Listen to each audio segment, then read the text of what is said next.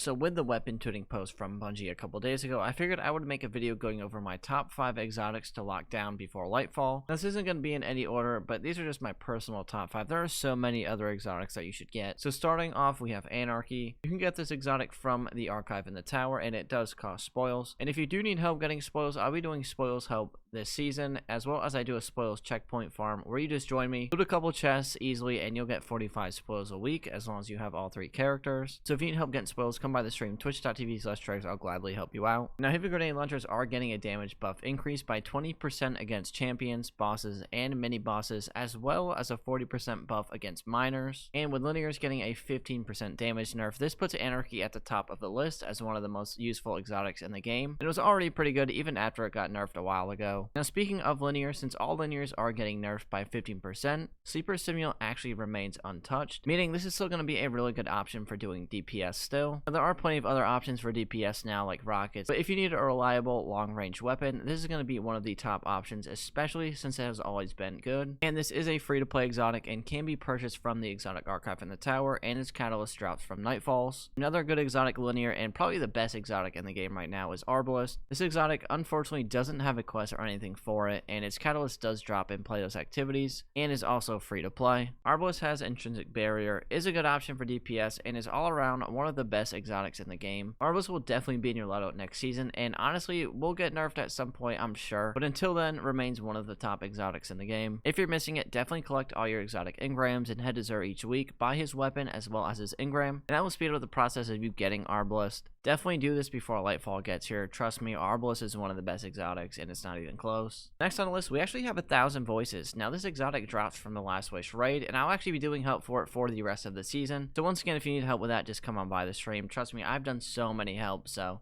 it's no problem at all. We'll definitely get it done. And this exotic hasn't really gotten any attention ever since particle deconstruction, but with the announcement that it will now apply Scorch, and you can pair it with Ember of Ashes, which will trigger an ignition instantly. So each explosion will apply 10 stacks of Scorch, and Ember of Ashes will give you an extra 5. Last on my list is going to be the Izanagi's Burden. Izanagi's Burden has always been a really good option for doing DPS, and with rockets being untouched, Burden Rocket could become DPS meta in Lightfall. You can buy this from the exotic archive, and its catalyst drops from playlist activities. Now, we'll probably see a mix of Arbalest, rockets, as well as Izanagi's Burden, rockets, or grenade launchers, but we'll have to wait and see for sure in Lightfall. Once again, this is just my top 5 exotics personally that I think you should get before Lightfall. There's so many other good exotics like Parasite, Grand Overture, Prometheus Lens is getting Incandescent, so that's going to be even better. Get wherever you want though. I hope this video did help. If it did, be sure to like, comment, and subscribe. I'll see you all in the next one, alright? Peace.